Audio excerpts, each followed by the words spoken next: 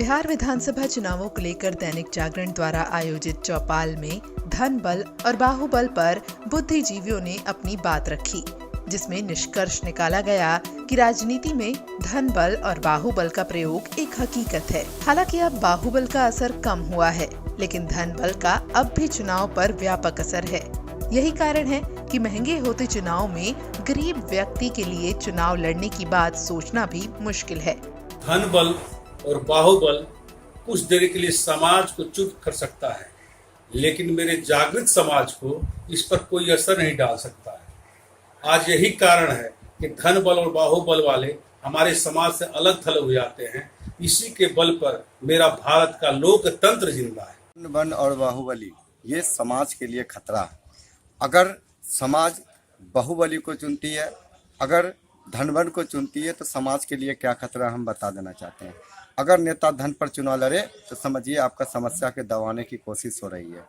अगर लोग बाहुबली लड़े, समझिए अपना मत का हनन करवा रहे हैं। अगर लोग आपके बीच में कर्म करके चुनाव लड़े तो वहाँ धन की उपयोग नहीं होती है। अगर बाहुबली को अगर जनता मत देती है तो समझिए अपना मत का हनन करवा रही है। इसीलिए जनता जागरूक होकर के मैं उनसे प्रार्थना करता हूं कि धन बल बाहुबलियों को मत से दूर रखें। अपना मत का उपयोग ऐसे व्यक्ति के लिए कीजिए जिससे कि लोगों का मत का आप अपना सम्मान कर सकें। भारत के लोकतंत्र में धन और बाहुबल का इस्तेमाल एकदम नहीं होना चाहिए, क्योंकि देश की जनता 5 सालों तक ठगी जाती है।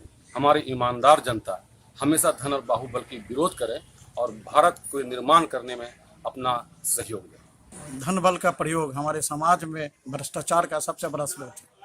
जब कोई प्रत्याशी पैसों के बल पर चुनाव जीत कर जाता है तो उसकी पहली मंशा होती है कि चुनाव में खर्च किए पैसों का उगाही करना, और इस क्रम में वो संपत्ति अर्जित करने लगता है और फिर नामी बेनामी और संपत्ति की सुनामी जमा हो जाती है। समाज में जो ईमानदारी या चरित्र का पतन होते जा रहा है, उसका ये मुख्य स्रोत चुनाव में खर्च किए जाने वाले पैसों को लेकर है। एक ईमानदार छवि के लोग या समाज से भी लोग चुनाव लड़ नहीं पाते हैं क्योंकि उनके पास पैसों की कमी होती है, और इस तरह हमारे सामाजिक पतन में गिरावट भी आ रही है। आज सियासत भी तिजारत बन गया है।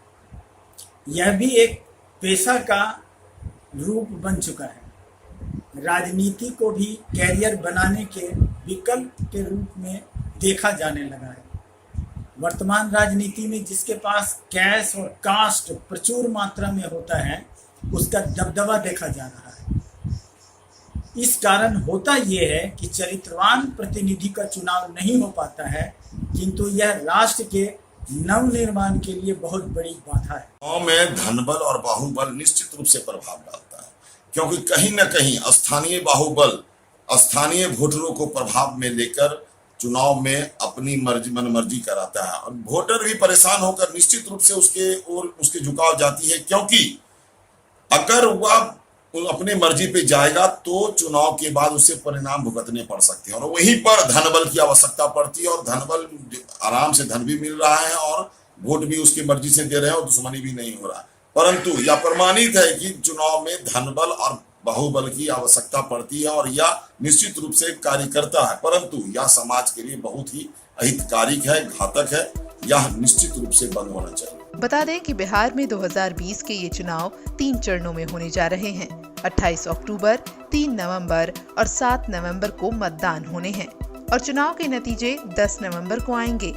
बिहार में 28 अक्टूबर को पहले चरण में 71 सीटों पर वोटिंग होगी। 3 नवंबर को दूसरे चरण में 49 सीटों पर वोटिंग होगी और 7 नवंबर को तीसरे चरण में 78 सीटों पर वोट डाले जाएंगे।